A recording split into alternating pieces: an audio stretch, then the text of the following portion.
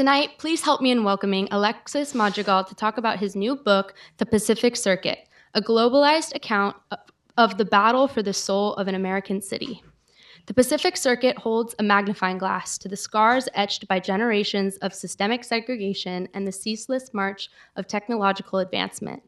These are not just abstract concepts. They are embedded in the very fabric of Oakland and its people, from dockworkers and community organizers to real estate developers and business people, chasing the highest possible profits.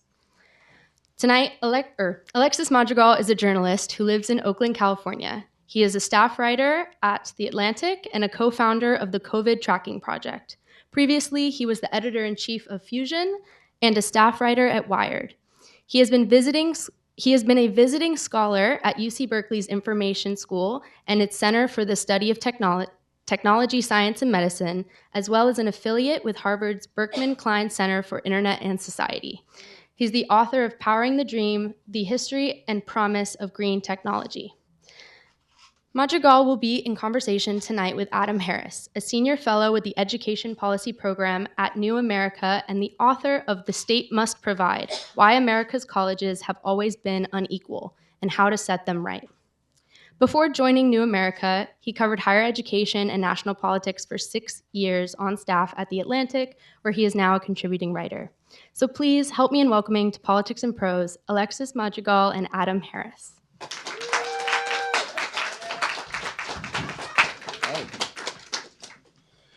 Hello, everyone. Thank you so much for joining us today, Alexis. Little Atlantic reunion here. Yeah, it's like a little blast from the past. It's good to see you, man. Good to see you too. Yeah. So one, your book is fantastic. I feel like you. I have to say that.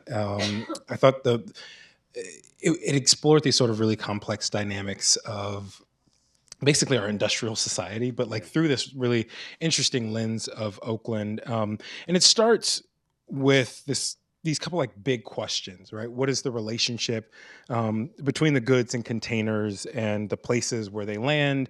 Why is the rent so high? Like all of these like sort of small questions, micro questions, macro questions. And I'm interested to know what brings you to a big book like that, right? Why this book? You know, it's interesting. Basically, living in Oakland, you oftentimes, the first thing everyone sees of our city are these big cranes, right? And you see these containers stacked up everywhere. And that's sort of like, we put it on t-shirts, like there's whole brands built around the idea that we're like this port city.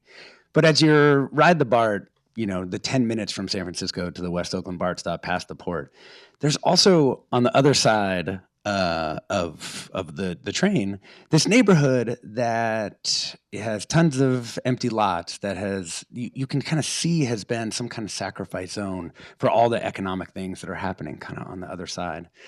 And I just wanted to know what happened. You know, there was like a piece of me that was like, I know the Port of Oakland is this enormous economic engine, as many ports are. It's tied with these trans-Pacific ties to, you know, the mostly Asian manufacturing economies. And it also, you know, it needed to be explained. Like, it didn't make sense to me that it could be 10 minutes from downtown San Francisco and be in such a difficult place. And so you talk about like, it's 10 minutes from downtown San Francisco. In the book, you write about the ways that cities are built, right? That's not an accident, right? Like the ways that cities are designed. You talk a little bit about the ways that cities are designed, why they're designed in that way. Yeah, in an interesting way. I mean, for the Atlantic folks here, I mean, this book kind of began with Ta-Nehisi Coates' The Case for Reparations, in part because we were literally building these sort of digital components that were going to go around this story. And so I started to dig into the kind of New Deal era pieces of legislation and how they actually were brought into being on the local level in Oakland. So I'm looking at homeowners loan corporation maps, which most people know as like redlining maps. So it's like slightly disputed in the scholarship. Looking at FHA documents. I'm looking at city planning documents, and realizing that basically from the very beginning, this neighborhood of West Oakland has been a place that the city wanted to destroy. Like at times I thought about this book being called The Plot Against West Oakland. And you don't always find in all these places the documentary evidence to like show that very specifically. But in Oakland, there's this document from 1937, and this was done in lots of cities. They did a real property survey. They sent individual people out into the city, and they tried to amass data on every single block in every single major American city.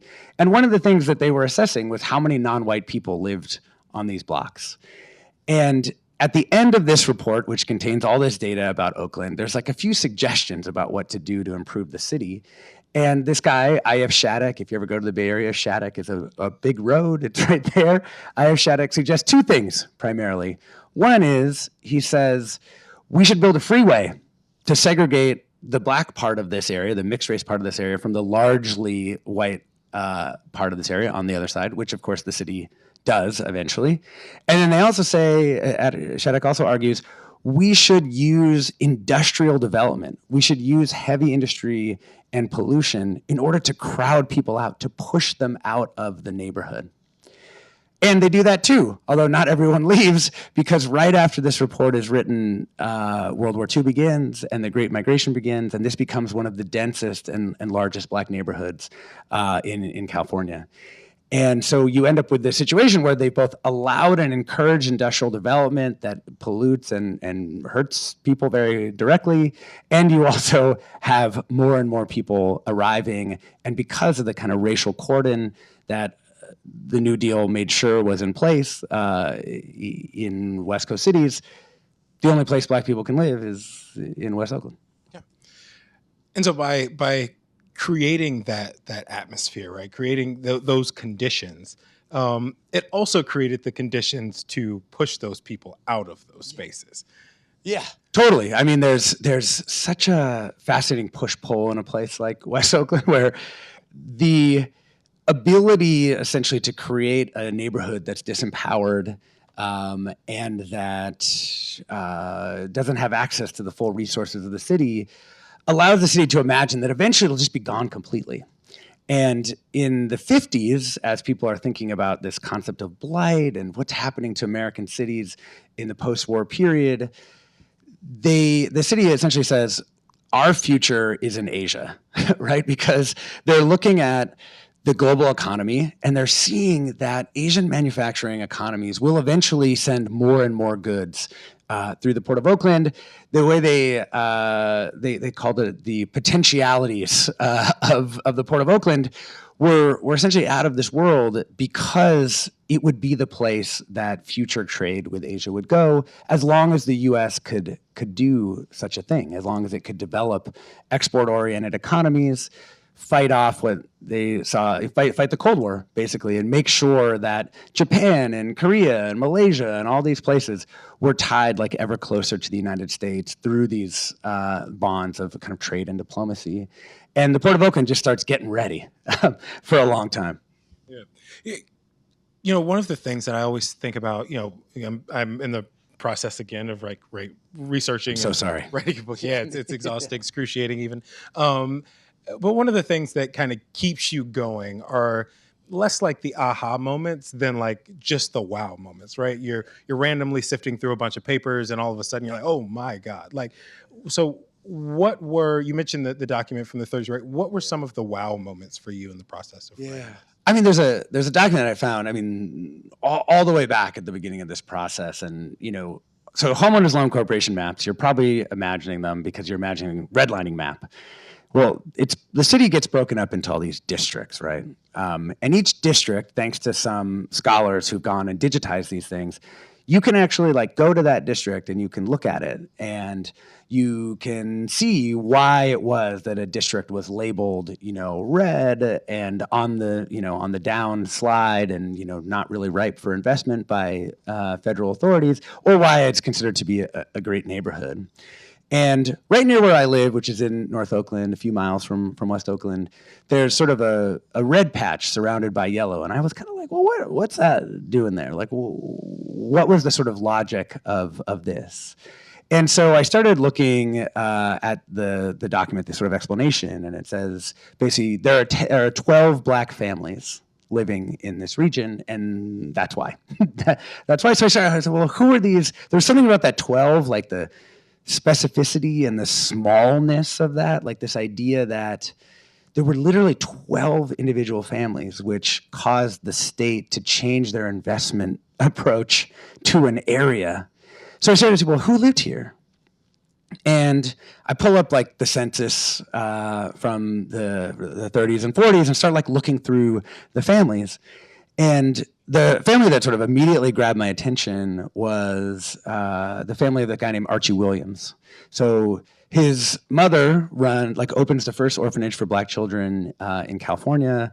She's, sort of a race woman. She is an NAACP kind of reading club woman who wants to sort of bring civil rights to Oakland. His grandfather was a war veteran, and he himself was, as it said in the census, he was like a pilot. And I was like, who's this guy, And it turns out that his story is even more incredible. He was an Olympian. And in the Olympics, in which, Americans, including many legendary people like Jesse Owens, go to Berlin and win all these races, like right in front of Hitler, right? And sort of like refuting this white supremacy. Archie Williams is one of those guys, and he wins a gold medal at the Berlin Olympics. He comes back eventually. They give him like the literal keys to the city. They give him the keys to the city. They parade him through the town. The sort of arch-conservative newspaper at the time, the Oakland Tribune, says, Oakland pays homage, due to a champ, And at the very same moment, you've got these two guys who are going around surveying the city, and they declare on an institutional and structural basis this racist designation for this place.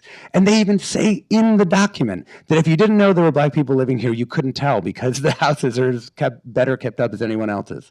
So it's just pure racism that then ends up structuring so many other things that happen, in that district, in the city, and of course all across the nation, the exact same thing is happening.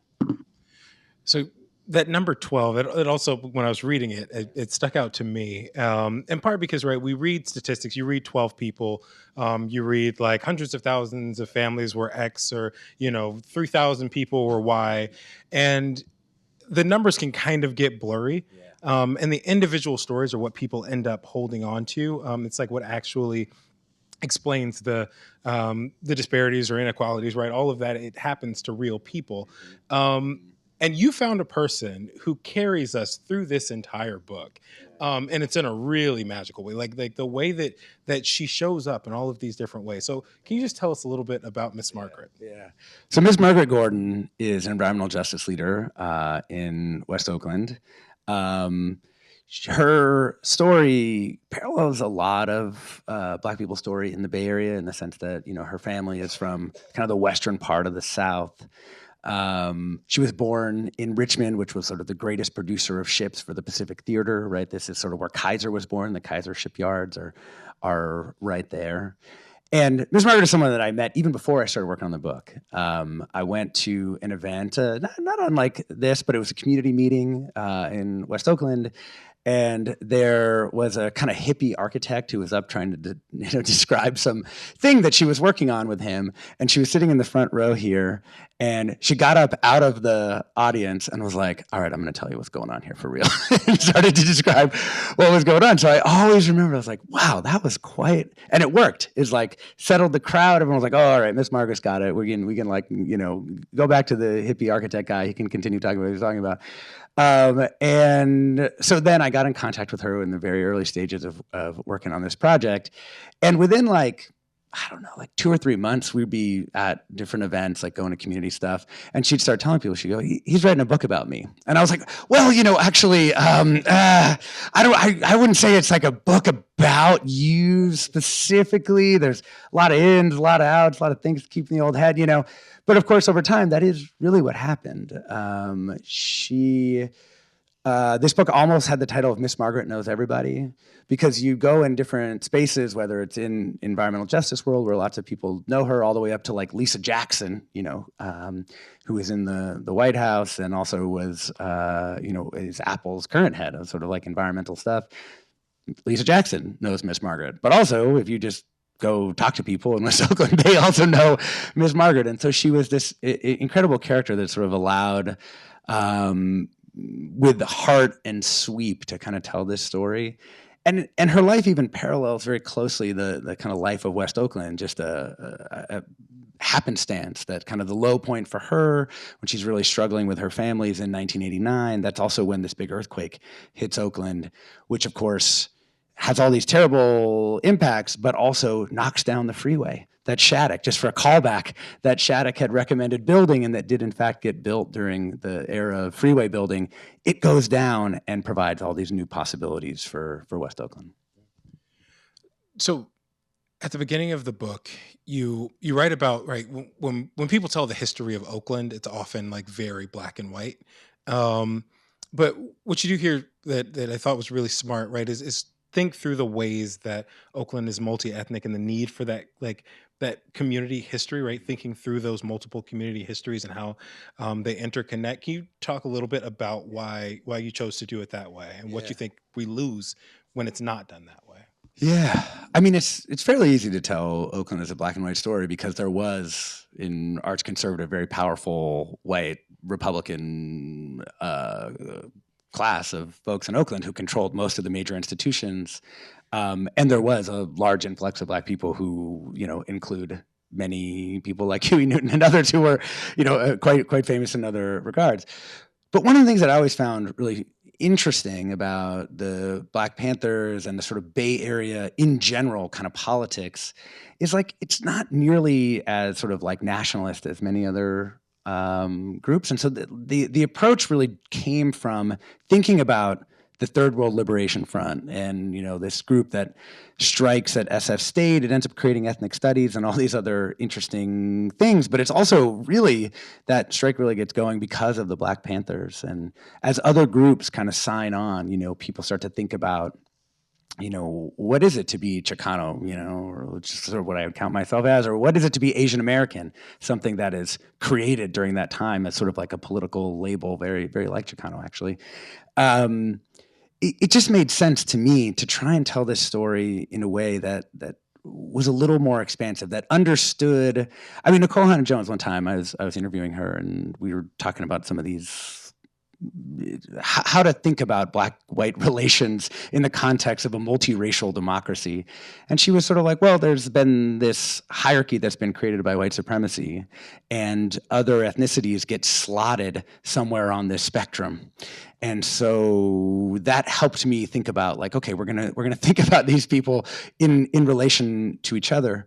And I think the other thing that's like just incredibly just on the ground, simple and obvious thing about the Bay Area is like the plurality of people are now Asian, counting like all the Asian countries, which maybe doesn't make sense, but is a thing that demographers do sometimes. And and like when I moved to Oakland, it was like literally a quarter black, a quarter white, a quarter Latino, and a quarter Asian. So you're looking around and you're like, there's a lot going on in this place on this score, And that was one of the other things that I wanted to figure out. Just like wanted to figure out about 7th Street, I was like, how did this place come to have such a radical level of racial and ethnic diversity? And that's how I got into some of the other research. So talking about some of that other research, right, Oakland, you're right, is like a place that helped facilitate the mainstream economy while intentionally locking people out of it. And so I'm going to jump over to some of the Asian countries in just a second. But just speaking of Oakland specifically, why is that a sort of necessary frame for thinking about our sort of current industrial economy? That's a good question. The reason is that the modern economy, as I tell it in this book and really believe, requires like a few different components. And one of those components is this sort of Silicon Valley technology. This is something the longshoremen are really good at talking about. The longshoremen, there's a guy named Herb Mills, who was both a PhD political scientist and also like literally worked in the holds of ships. And when he looked at the global economy, he said like, okay, here's Silicon Valley, what he called it information and communication technologies, because those allow you to control the production and distribution of goods. Those allow you to say, okay, we're going to build a supply chain that goes back and forth between these places, that produces some products in Santa Clara Valley, which is now known as Silicon Valley. Some pieces are going to be done in Malaysia. There's going to be some intermediate steps, and this is all going to result in a piece of electronics that we're all holding in our hands. The second piece is you need a physical means to get that stuff back from Asia or back and forth to Asia, depending on the thing. And that is these sort of containers, which are here on the cover of the book. This is this technological innovation that essentially automated a lot of longshore labor. We don't always talk about it like that, but essentially, longshoremen used to get into the ship, they'd go down into the hold, and if there was coffee in there, they'd put the coffee on pallets. If there were boxes, they'd put boxes on pallets. That would get brought up out. This would have been happening in San Francisco, stuck on a dock, and then some Teamsters would drive it to a warehouse. So it needed, there had to be some way of moving goods more effectively. Lots of people saw the possibility of what if you just put it in a big box instead? Really, there were dozens of these schemes before the one finally hits with Sealand in Oakland, running back and forth to Vietnam. So that's the second piece, is this sort of physical, technological change in the way that it radically reduced the amount of labor necessary on the waterfront. But what the longshoremen missed, and a lot of the other people who've thought about containerization missed, is you also need land to do containerization. When you get home, pull up Google Maps of San Francisco and look at San Francisco, and you'll see all these little things, almost like a crown around San Francisco. Those are the piers. That's where the ships used to come in. And in the old style of goods handling, it all happened right there on the pier. There'd be some longshoremen getting drunk at the pier head in some cafe. There'd be some guys working the ships, and then it would all go to warehouses that were in other places. Containerization is an amazing story. It's told by Mark Levinson in this book, The Box. But no one talks about that you need this land, and where would you find it? Where would you find the land? Let's say you need hundreds of acres to do containerization on the coastline of the Bay Area, or New York, where you end up having Newark, or in Los Angeles, where you end up having Long Beach. Where might you find this land? And all the planners essentially were like, oh, we're going to go to the poor place where there are people of color. That's what they all came to, essentially. And the fundamental movement of this book is linking what was done to this place to open it up for this kind of development, and the economic repercussions and even sort of societal and psychological repercussions of building these logistical networks in this place. So if you think about it, basically the way that we built highways sort of laid the principles for the same way that we think about containers in space. Totally, yeah, exactly. Because you see that story everywhere. I feel like every black neighborhood I've ever been, they're like, well, there used to be this amazing commercial district, but now there's a highway. Or there used to be this amazing commercial district, now there's a stadium. There used to be this thing, and now there's that. And of course, Oakland has that story too, right? We've got the highways, and we've also got the BART train, which they built over, the most important commercial strip for black people in the whole East Bay. So you have this, you just see it repeated over and over, which of course makes the story of Oakland part of this institutional story, even though it's very specific to place. And you built that into this sort of transnational, sort of international idea of exploitation, right? So it's not just that people here are being exploited, it's that people in the other side of the Pacific Circuit are also being exploited. And in a lot of ways, this sort of circuit allows U.S. companies to say that we're sort of hands off there. Can you talk a little bit about how the Pacific Circuit exploits on the other end as well? This is when I got into this research, I'll tell you how I did it, because it's just sort of, a lot of book research is due to hard work, and a lot is due to luck. So I go to meet this guy named Lenny Siegel. He's had a goatee since probably 1970, and he's in Mountain View, which is it's a town in Silicon Valley. It's the home of Google, but it's also it's like a random place, I would say. We were out behind a Denny's, and he's got this storage unit. And I had heard just kind of through the grapevine that this guy had a lot of documents and stuff. So he literally opens this storage unit, and inside is essentially all the dirt on Silicon Valley. he was a Stanford radical. He stuck around. He started a thing called the Pacific Research Center, and he has just been literally gathering dirt on Silicon Valley for the last 60 years. Whatever they've done wrong, he's like, I got it. You want to see this document? He's got just folders and folders of all this stuff. So I started asking him well, what have you got about production in Asia? I'm doing this thing, I'm talking about this transnational links. And he's just like, oh, you're going to love this. And he goes and he gets this research that they did in the 70s and 80s that was on these factories in Asia and assembly plants. Because what is kind of fascinating about Silicon Valley is like, A, we don't think of it as a thing, as an industry that grew through manufacturing, but it really did. They had to make all this stuff. And they did some of those things in Silicon Valley, but they also did a ton of that stuff on the eastern side of the Pacific Rim, or I guess the western side. You know what I'm saying? In Asia, in East Asia and Southeast Asia. And they built, from the early 1960s, these like incredible configurations of assembly plants using contractors in this kind of Foxconn Apple kind of way. And of course, because they start so early, like the most important early semiconductor is called Fairchild because it spawned the Fair Children. And the Fair Children include like Intel and eventually, if you keep going down the line, companies like NVIDIA. Fairchild already had assembly plants in Hong Kong in like 1963.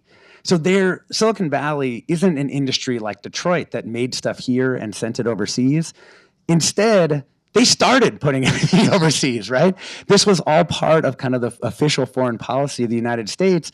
And of course, it also meant that they had much cheaper labor all up and down the chain. They also had quite racist, I mean, deeply racist ideas about Asian women as being particularly good at this work, and said really openly all the way into the 1980s, just stuff that is jaw-dropping about the capacities of like Oriental women. I mean, it's brutal. But what it means is that by the early 1980s, 50% of the people who are working in free trade and export zones in Asia are working for electronics companies. And yet Silicon Valley and many of its heroes have completely written those people out of the story. Like you think about Detroit, what do you think of? You think of all these workers. You might even think of an integrated workforce and have all these good feelings about it. They completely wrote the Asian workers out of the story. And as the US is destabilizing different places in Southeast Asia, there's a huge influx of Vietnamese women who end up working in Silicon Valley on the other end of this supply chain, building all these products. So you have this incredible system that's been developed and created and kind of nurtured on this sort of economic and military chaos that the U.S. has created in a lot of these places, with help from other countries, of course. But it was really an amazing thing to realize how much Silicon Valley's story had no room for labor, and specifically had no room for women's labor, especially given, former tech writers and current tech writers and editors for The Atlantic in here, especially given the way that Silicon Valley has presented itself in the 2010s as essentially a white industry, which is just shocking given the real shadow history there. We're going to do questions in just a little while, so I want you all to be thinking of them as I ask these next couple. But just to get the engines turning, ships moving. I don't know. Yeah, ships have engines, you actually want to know a fun port fact? This is a good fun port fact for one sec. Do you know, like, you ever see tugboats attached to a ship? Almost all the time, what they're doing is acting as brakes. I thought they were pulling them. But actually, you get a ship going in a shipping canal, and they have this huge propeller, and the propeller can only go so slow. And so the tugboats, and I got to ride in one of these things as they're doing this, they're literally just like holding the ship back. Good use of fossil fuels, I suppose. So you were talking just sort of about the ways that, like, sort of U.S. companies kind of when they're overseas, right? It's sort of writing these folks out of the narrative. And you put this really beautifully at the end of the book, sort of how power and decision making sort of posted away from the problems that they create, right? That they're just sort of able to absolve themselves, and in a lot of ways, right? That's intentional, right? If you build something up from the ground, it may look very different than if you build it top down. So you just talk about a little bit about that idea. Yeah, I mean, there are really like two touch points for me on this topic of kind of like corporate power and how it has intersected with democracy and nationhood and our sovereignty as like selves. One is, Huey Newton, who in the early 1970s is like literally living in this apartment tower in Oakland that can see the port and can see that it's being containerized. And the Panthers, an underrated component of sort of how the Panthers were thinking about the world, is they wanted to take over the port of Oakland because they knew that it was really important. It's the first major container port on the West Coast. It's also attached to the city of Oakland for sort of the reasons, vague historical reasons. And so Huey Newton writes this essay called The Technology Question, where he's kind of thinking through, like, what does it mean to have supply chains? And he cites this guy from Ford, like a Ford executive, who says, oh, you don't like Americans? Well, who do you like? The British, the Germans? We've got a lot of flags, right? So that's like sort of one component of it. And he's also thinking about the production of it. And he's saying, you know, when you work on a production like a global supply chain, it detaches the ethics of what you're doing from the end product of the thing. And he says, like, you're not building a transistor. You're not building a bomb, you're just building a transistor. Even though many transistors, early transistors, went into military equipment. They're used to guide ICBMs. They're all part of the Cold War, but you're not doing that. You're just like working in the chip plant, right? And so that's sort of one touch point. Is Huey Newton was kind of one of the first people I've ever seen to identify that it's possible that supply chains are going to change our kind of ethics of production and how we think about society as a whole. And much later, there's this Polish theorist named Zygmunt Bauman who identifies, he kind of calls the era we're living in liquid modernity. And what he means by that is essentially we live in this time where, because corporate power has so attenuated nation states and local governments and all our other means of kind of controlling production, that we live in a time where sort of anything can happen, but nothing can be done. And when I read that, I was like, man, what have the last 10 years of our lives felt like, except for anything can happen and nothing can be done? Particularly living in the Bay Area. You know, my day job is I host a radio show on KQED, which is like the big public radio station there. And all I'm confronted with every single day is we can't do anything about anything. Like, there's no political figure, nonprofit leader. Everybody comes on and is like, man, it sure is a shame about homelessness. Sure is a shame about housing prices. Sure is, and nothing can be done, right? And so I think a major inciting factor, particularly for framing the book in the way that I did at the end, was this realization that the real fight is actually not between Miss Margaret and the mayor. It's between like the communities in places like Oakland, but also everywhere, and these much larger structural forces. And one of the key questions is how you do activism or how you do anything in a way that can kind of use that global power in some ways rather than just sort of be wiped out by it or, you know. So one of the very boring questions that I had written down here was, when you look at these really big systems, it can be daunting. Where do you find hope? But that's actually a good question. That's it right there. Yeah, eventually the liquid power has to come to the shore, like literally or metaphorically. And that's why I always was so interested in the longshoremen, right? The longshoremen, that is their power. I mean, in a darker way, the Houthis, like in, you know, by the Suez Canal, that's their power, right? Like, these systems, as global as they are, as dispersed as they are, tend to have these like choke points or narrowings or concentrations. And it's in those very places where I think like normal people have a chance. You know, you've gotta find a way to get to those narrowings and do something. And I think, yeah, I think in a lot of different ways there are people working on this, but Miss Margaret's story of this is actually quite interesting because, you know, there's a lot of coal in the interior of this country, but there's not a big domestic coal market. Like, you know, coal has been in decline for quite some time in the US. I mean, some of it is we have a lot of cheap natural gas, so it's like kind of mixed on the energy score. But it means that there's lots of coal that's stranded. And I think if you talk to any climate person, they would say a really important part of fighting climate change is keeping coal in the ground where it is. And so, of course, Utah coal mine operators would love to get that coal somewhere else. And they've tried to send it through the West Coast in many different ways. And the most intense one of these fights is actually happening at the Port of Oakland. Still, to this very day, this fight goes on. And, you know, if that coal export terminal gets opened, you know, coal exports in the US go up by 25% and lots of other stuff happens as a result. And I think it's one of those moments where you see that local activism and global issues are in fact really tied together. You just have to look for those specific ways. So one sort of pet issue of mine is, big donations to institutions that have a whole lot of money.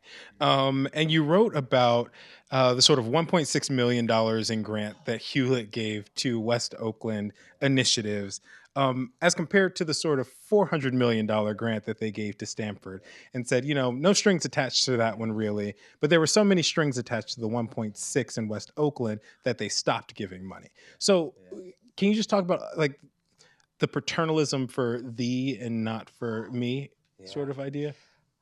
I mean, this is one of these stories where, like, I think if you're not working a place like West Oakland, you're not living in a place like West Oakland, it sometimes is impossible to imagine this sort of thing happens because it's so dumb, and it's so frustrating, and it is so. I mean, it's just wrong. I guess is what I would really say.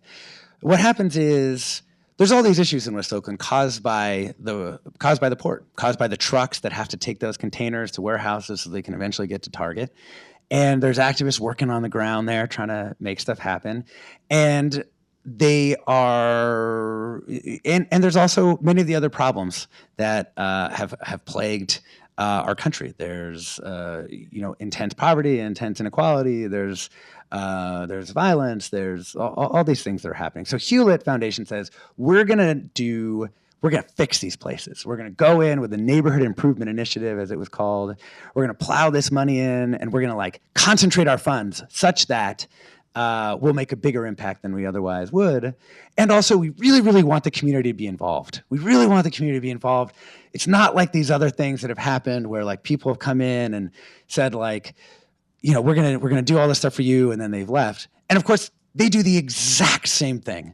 They come into the community as through an interminable number of community meetings, which is its own kind of tax as far as I'm concerned.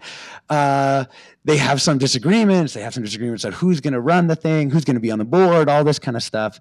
And eventually, the Hewlett Foundation, after making a million announcements about this thing and all the change that they're going to make in West Oakland, they just pull out. They pull out, and as you noted, at literally the exact same moment, the Hewlett Foundation is making to date, there's been a lot of big ones now, but to date, making the largest ever donation to a university, and it's literally to the Liberal Arts College of Stanford, to like no strings attached. And it was like there's not even a word. Is hypocrisy the word? I don't even know if that's what it is, but it's just kind of the two-facedness of it, right? Of like wanting to fight every community organization that would like $20,000 versus just like handing $400 million off to people who you obviously trust to do something with the money, and you clearly don't trust these people. So I have one more question for you, and we have a microphone that's right over here. If you have questions, we asked you would come to the mic for that, if you're able to. But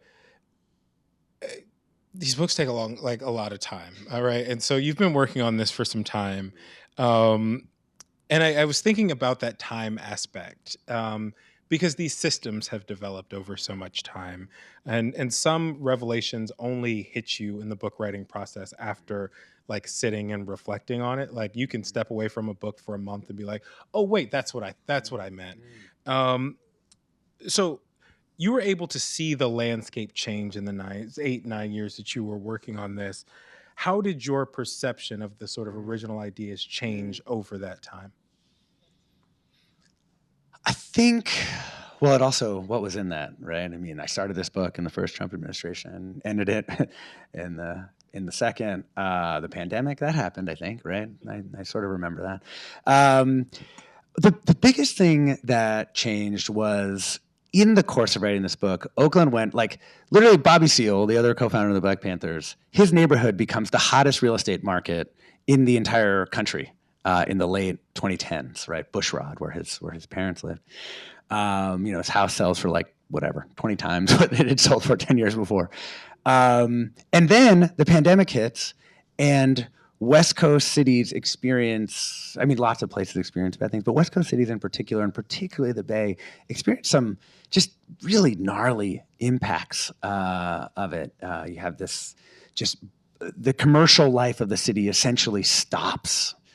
And Oakland experienced a really quite unusual rise in crime relative to other places, and the whole crime discourse is poisoned, so I hesitate to even say that. But insofar as these things can be measured and understood, conditions got a lot worse on the streets.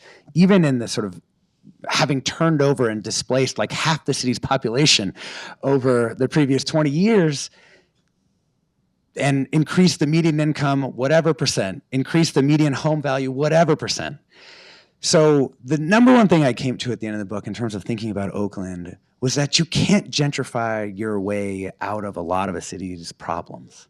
Like there's an Onion headline that I've always tried to find, I've never been able to find it, is like, the headline was something like, neighborhood improves by replacing all residents. You can't do it, it turns out. You even can replace all the residents. It's still, and I think there's a real direction and intuition, I think, about the future of urban development that says, like, I don't think anti-gentrification activism worked on its own terms in terms of it stopping gentrification, but neither did gentrification. And so maybe we need a different way of thinking about how we do urban development, a different way of thinking about how we build people up as opposed to trying to build new things in cities. And I think that's one of the major components of this book for me, is trying to just, I'm not sure what that future development model is, although I can gesture at a couple things at the very end. But I know whatever happened in Oakland isn't it. And I think that's a lesson we need to really reckon with. Thank you very much. We will open it up for questions, and we have our first question. Hi, thank you so much for doing this. Big fan of your work. I'm wondering about something that you've written a lot about over time, and the intersection of that with what you've written about here, which is this sort of like the rise of a culture of convenience, largely brought about by Silicon Valley and its technology. And then looking at the other major theme of your book, which has to do with activism and community organizing and how you actually make the kind of change you would wish to see. And I'm curious to hear you talk just a little bit about how you see those two things sort of butting up against each other. And then back to this question of how do you actually make changes in a culture where people expect to just be able to press a button and get what they want? Man, such good questions. So there is logistics scholars. There's like a whole discourse. Journalists, we're fast and we connect different discourses, right? These are kind of our only skills. And I think there's the logistical people have been kind of thinking about this for a while. And one of the things that they note is that there's this kind of logistical self that, if you used to live in a city, one of the reasons you lived in the city is like you'd go use the service of the city. You'd go to the store, you'd go to the different places, you do all this stuff. And in the course of doing that, you sort of spread the dollars that you made like into the service and retail sector of that city. And that's why so many people have tried to replicate Silicon Valley, because the idea is one tech job becomes like 7 other jobs, right? And I think that model has essentially broken in a lot of ways in the Bay Area, where it's so tech forward that everyone's very comfortable using apps to do absolutely everything. So you have Oakland voted the #1 restaurant city in the country by Condé Nast Traveler, and I know a lot of people in the restaurant industry, and they're like, nobody comes in. We can't keep a place open. So you have this incredible cultural ferment on one side that's being just totally wiped out and attenuated by the way that people are living in cities. And I like, for me, the image that I always have is, people used to take great pride in like having a guy. Like, could be a person of any gender, but they like took pride in having a guy. I got a guy who does this car thing and orders parts for me. I got a guy at the bookstore. I got a guy who's like, working, if I need a part for my aquarium or something, right? Or for my pets, I got a guy for that. Now, instead of this trusted network of people spread over a region, you've got a stack of Amazon boxes and like a row of apps on your phone. And I just think, it's fundamentally worse way of like organizing urban life. And yet, to your point, it's so convenient. And what's hard? Community organizing is hard. Being in community with people is hard. You know, taking the bus or driving or taking the train, you know, for 20 minutes to go get some part for something is hard. And I don't know exactly what it's going to take to change that, but I think, at least in this book tour portion of things, if there's one thing talking this book does, it's at least inviting the self-reflection for people to be like, there's actually is a moral valence to getting something on the internet versus doing it in the city. And I think it's real to just like kind of take that in. Great question. Next question. Thank you very much. There's a lot going through my mind as I listen to you. My son and my grandchildren live in Oakland, so I have spent a lot of time over the past dozen years there, and I'm fascinated by the contrasts in that city and what it means for them living there. Yeah. The book that I read first about the history of Oakland was The History by Robert Self. And what American Babylon, great book, yeah. Say it again so people American know. Babylon. Yeah. And he's writing about a prior period and the deindustrialization and the impact that that had on Oakland. And he traces a period of decline from that. And that's connected with the decline of the labor movement in the Bay Area. Once a working class, San Francisco was a working class town, Oakland was a working class town, and a black working class unionized area. So maybe I'm going too far back, but I'd be very interested to hear you connect that story with where you began, which kind of ignored that whole story. Yeah, I mean, there's two really. Robert Self's book is so good. Well, it's really good on three scores, and I'm gonna get to the labor question. But first, I'm gonna do the other two things because they are super important components.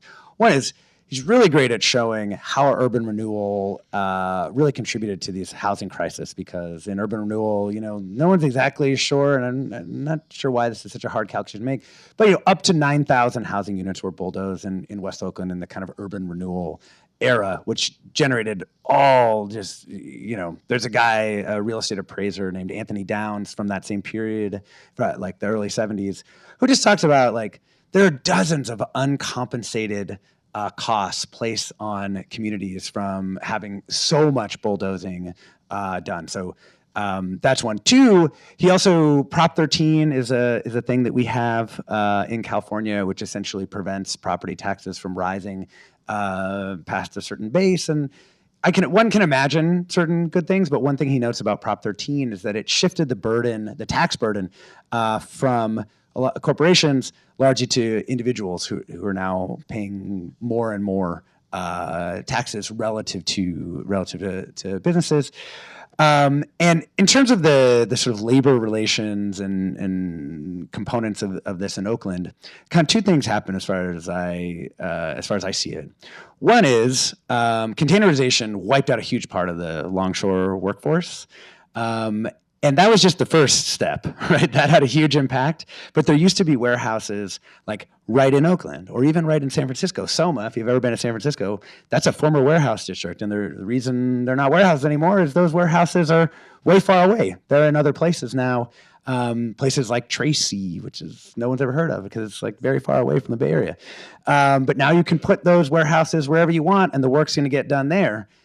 Are those places unionized? No, they're not, but they used to be, right? They used to be unionized. ILWU, one of the great kind of, I think I would be speaking for the union in saying this, that it's one of the great failures of ILWU that they never managed to get warehouse work unionized.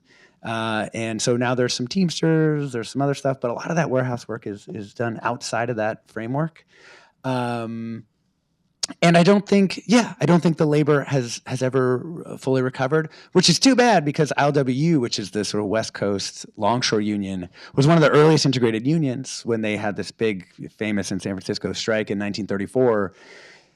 Harry Bridges, who's Australian and he's probably communist, at least a fellow traveler, essentially cut the deal with the black community to say, like, don't be a scab, and as soon as we win this, you're in. And so now, to date, like if you go out drinking with longshoremen in the Bay Area right now, they can tell you the story that is like probably apocryphal of Harry Bridges saying if there's 2 longshoremen left in San Francisco, one's going to be black and one's going to be white. And I think it had a huge impact on that union sense of itself, and an all too rare sense of itself relative to a lot of other unions. So it's a great question, and I don't know. The problems of the American labor movement are probably like slightly beyond my scope. Just, seems bad though. I don't know, particularly right now. Thank you. Hi, it's good to hear about Oakland again. I spent the whole of the 1990s out there in grad school in Berkeley, mostly living in Oakland, and I was there for the collapse of the Cypress structure, and also how long it took before they actually managed to start rebuilding it, and the sense that at that point, at least by the time I left in 2001, it seemed like it was just like empty space. So I'm curious about how that has developed.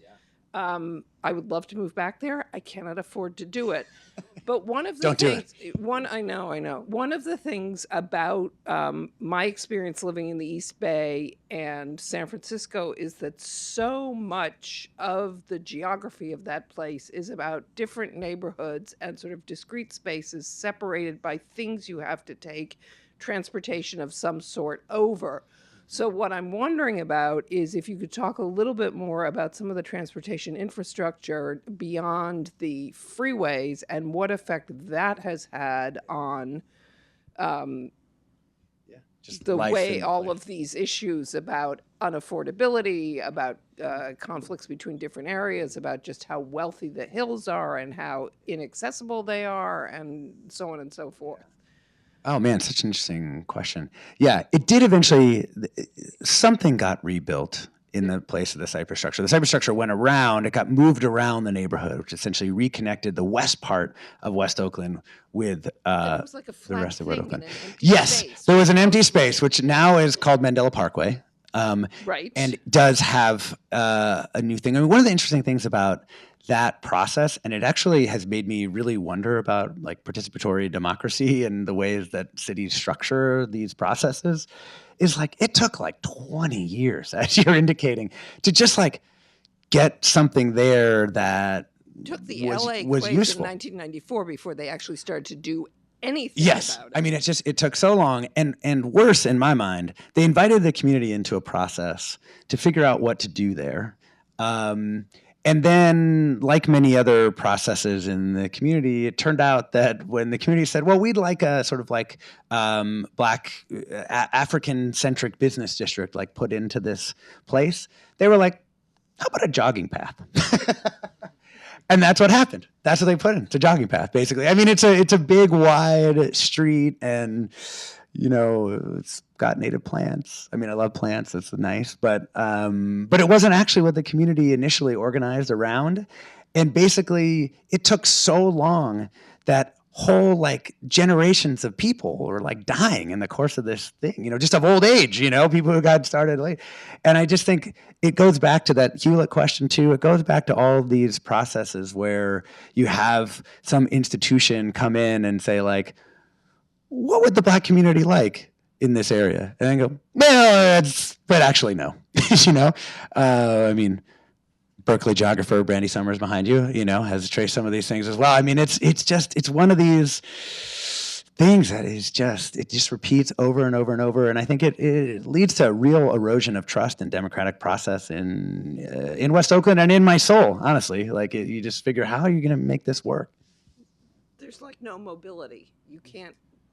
Oh yes, and also on the mobility question, I think what's really interesting about that is BART is this basically built as like a commuter rail, and there's a lot of questions. I mean, I take BART a lot of days of the week to go into KQED, and I appreciate BART, but at the time and since, many scholars have said like we could have had an amazing bus network. We could have had all these other things, and BART was an incredibly expensive and now likely to go bankrupt institution in the Bay Area because after the pandemic, guess who didn't come back? All the commuters.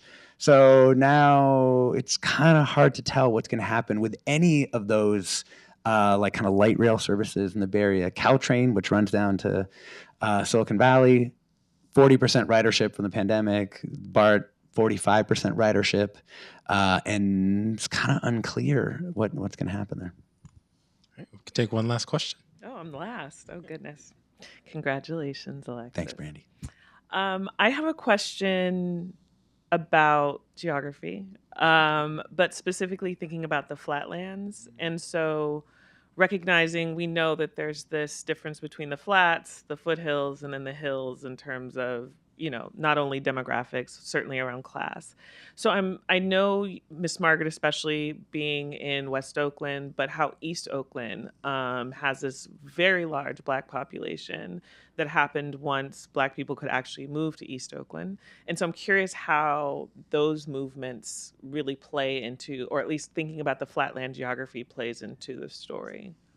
Yeah, it's a really interesting question. I mean, geographers, I think, are probably better at thinking about it in terms like that than me. But it is, I think the way that I think about it in the book is to just recognize how much the actual topology of the Bay really does structure the place on a meteorological, on a financial, on a racial level. And maybe like most significantly, and something that really ties together East and West Oakland, they both have this terrible air quality and the remnants of our sort of industrial society. And there is a public health official, he was a public health official in Oakland named Tony Eiton. And one of the things he did that turned out to be like quite innovative, and he started in Alameda County, was he said, well, what if we look at these different areas' life expectancies, and and the whole reason he did it is he, as the Alameda County health officer, he has to sign every death certificate. And he started thinking about like, where are these people dying? When are they dying? And he could just see, he developed this kind of intuition that life expectancy is just much lower in the flatlands than it was in the hills. It's also racially structured, but if you were to map it like a geographer might, you would just see you'd literally see a gradient down the hills of life expectancy. And the way that he put it to me when I was talking to him, he was talking about the life expectancy difference between a white person in the hills and the Black person in the flatlands is like the difference between like Sweden and India in terms of life expectancy. He was saying in certain small areas of Oakland, life expectancy is like a war-torn country. And some people hear that and they think like, oh, well, because of gang violence or whatever. It's not. People are dying of the exact same things on a life expectancy basis. It's just they're dying of them earlier. And so public health folks and different people in this realm developed this concept of weathering. And I didn't write it into the book because it felt, this idea of weathering in the hills and weathering in people, and that the places where that really shows up are in the flatlands. It's just kind of heartbreaking, I think that's the way I ended up feeling about most of that. Thanks, Brandy. Alexis, thank you so much. Thank you, Adam. Thank you all again for coming out.